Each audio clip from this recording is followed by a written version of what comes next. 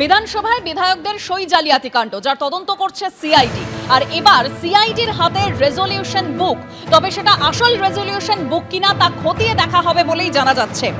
Resolution বুকের সঙ্গে বিধায়কদের সই এবার মিলিয়ে দেখবে সিআইডি তদন্তকারী আধিকারিকরা। গতকালই আমরা জানি শোভনদেব চট্টোপাধ্যায়ের বাড়িতে পৌঁছে যান সিআইডির গোয়েন্দারা। সই জালিয়াতির মামলায় গতকাল শোভনদেব চট্টোপাধ্যায়কে প্রায় আধ ঘন্টা জিজ্ঞাসাবাদ করা হয়।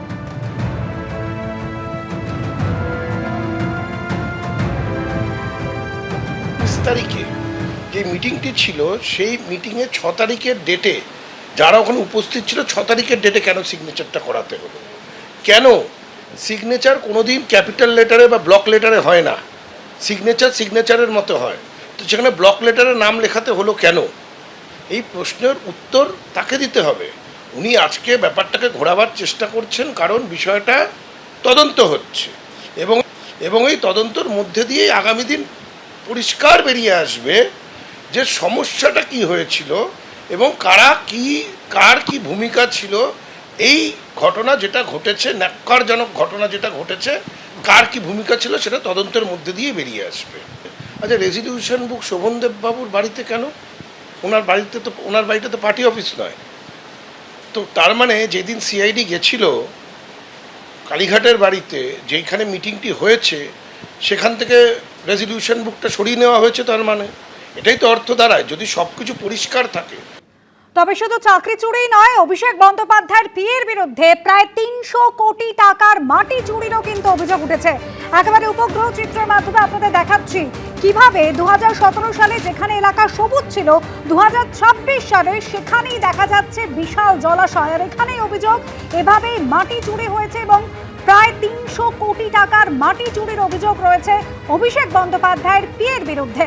অভিষেক বন্দ্যোপাধ্যায়, তার আত্মসহায়ক সুমিত রায়, বিষ্ণুপুরের তৃণমূল বিধায়ক সহ আরও বেশ কয়েকজনের নামে থানায় অভিযোগ দায়ের করেছেন এই বিষয়ে বিজেপি নেতা অভিজিৎ দাস ববি এবং এফআইআরও কিন্তু রুজু করা হয়েছে।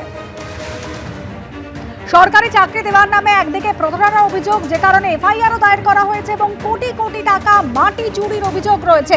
প্রায় 300 কোটি টাকা মাটি চুরির অভিযোগ রয়েছে।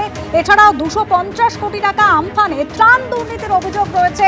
সেক্ষেত্রেও কিন্তু এফআইআর রুজু করা হয়েছে অভিষেক বন্দ্যোপাধ্যায় এবং তার পিএ সুমিত রায়ের বিরুদ্ধে। এই 163 বিঘা জমি পুরো 120 ফিট ডিপ করে, মানে আপনার তাকালে ভয় লাগবে।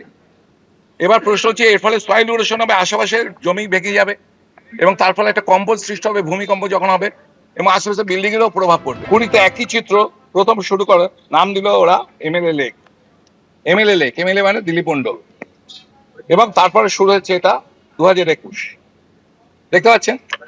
তারপরে দেখুন 2023-এর অবস্থা, দেখুন সিনারি কেমন চেঞ্জ হয়ে যাচ্ছে।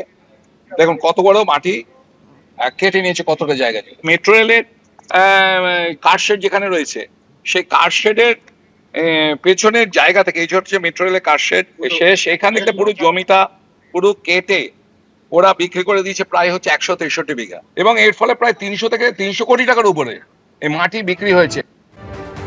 জমি জালিয়াতি মামলায় এখনো খোঁজ নেই অভিষেক বন্দ্যোপাধ্যায়ের পিএ সুমিত রায়ের। তার মধ্যেই আবার কোটি কোটি টাকার মাটি চুরির অভিযোগ উঠেছে এই সুমিত রায়ের বিরুদ্ধে। 300 কোটি টাকার মাটি চুরিরও অভিযোগ উঠেছে অভিষেক বন্দ্যোপাধ্যায়, তার আত্মসহায়ক সুমিত রায় ও বিষ্ণুপুরের তৃণমূল বিধায়ক সহ আরও বেশ কয়েকজনের নামে থানায় অভিযোগও দায়ের করেছেন বিজেপি নেতা অভিজিৎ দাস এবং তার বক্তব্য আপনাদের সামনে তুলে ধরলাম। আর এরপরে এবার নতুন এফআইআর দায়ের, যেখানে চাকরি দেওয়ার নামে প্রতারণার অভিযোগ সুমিত রায়ের বিরুদ্ধে। সব মিলিয়ে আরও বিপাকে অভিষেক বন্দ্যোপাধ্যায়ের পিএ সুমিত রায়।